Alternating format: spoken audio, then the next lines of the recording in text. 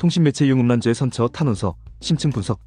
통신매체 이용 음란죄는 디지털 환경의 발달과 함께 급격히 증가하고 있는 현대형 성범죄입니다. 단순한 장난이나 실수로 생각하기 쉽지만 성범죄 전과가 남고 신상정보 등록 대상이 될 수 있는 중대한 범죄입니다. 이번 글에서는 통신매체 이용 음란죄의 법적 특성과 선처를 위한 탄원서 작성 전략을 자세히 살펴봅니다. 통신매체 이용 음란죄의 법적 특성, 범죄의 성립 요건. 통신매체 이용 음란죄는 성폭력 범죄의 처벌 등에 관한 특례법 제13조에 따라 규정되어 있습니다. 전화, 문자, SNS, 온라인 게임 등 통신매체를 이용해 성적 수치심이나 혐오감을 일으키는 말이나 이미지, 영상을 전송한 경우에 성립하며 2년 이하의 징역 또는 2천만 원 이하의 벌금에 처해집니다. 핵심 구성 요소는 성적 욕망을 유발하거나 만족시키려는 목적, 통신매체를 통한 행위, 성적 수치심이나 혐오감을 일으키는 내용, 상대방에게 실제로 도달한 사실입니다. 범죄의 중대성. 통신매체 이용 음란죄는 단순한 장난이 아닌 성폭력 특별법 위반으로 간주되며 벌금형 이상의 처벌을 받을 경우 신상정보 등록 대상이 될 수 있습니다.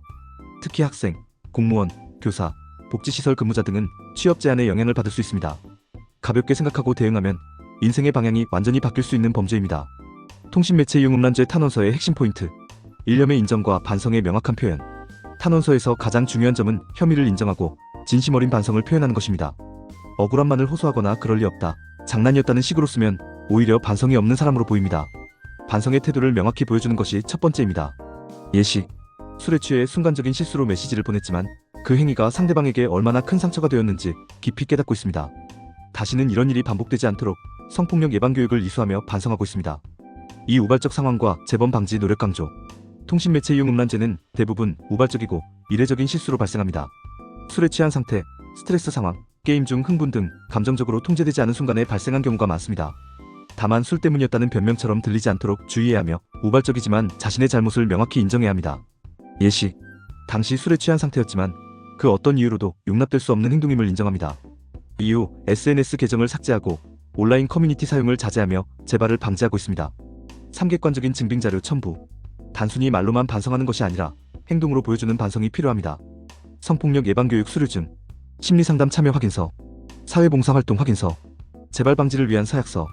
이런 자료들은 진정성 있는 반성의 증거로 작용합니다. 작성 주체와 객관성 확보. 가족 탄원서의 한계.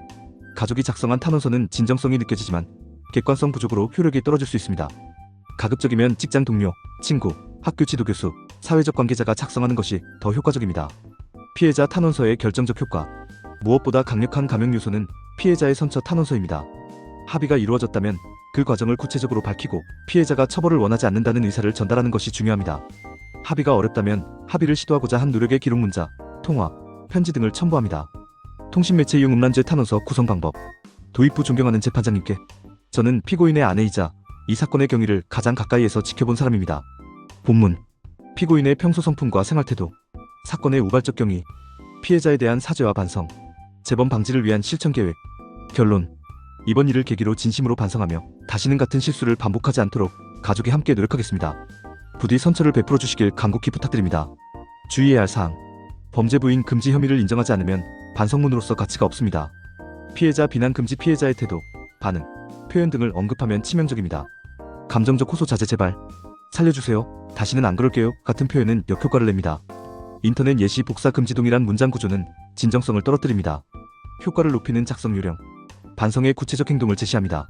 이에 성폭력 예방센터에서 3개월간 상담을 받았고 온라인상에서의 언어 습관 교정을 위해 전문가 지도를 받고 있습니다.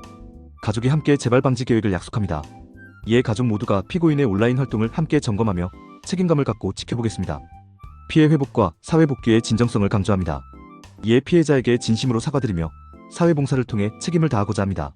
결론. 통신매체 이용 음란죄 선처 탄원서는 단순히 선처를 호소하는 글이 아닙니다. 혐의 인정, 진정성 있는 반성, 재발 방지 노력, 피해자와의 합의가 핵심입니다. 이 모든 요소가 조화롭게 담길 때 비로소 법원은 탄원서의 진심을 받아들입니다. 가벼운 실수로 인생 전체가 흔들리지 않도록 진심과 행동으로 반성의 뜻을 증명해야 합니다. 이상 통신매체 이용 음란죄 선처 탄원서에 대해 살펴봤습니다. 당신의 생각을 댓글로 남겨주세요. 영상이 도움되셨다면 구독과 좋아요,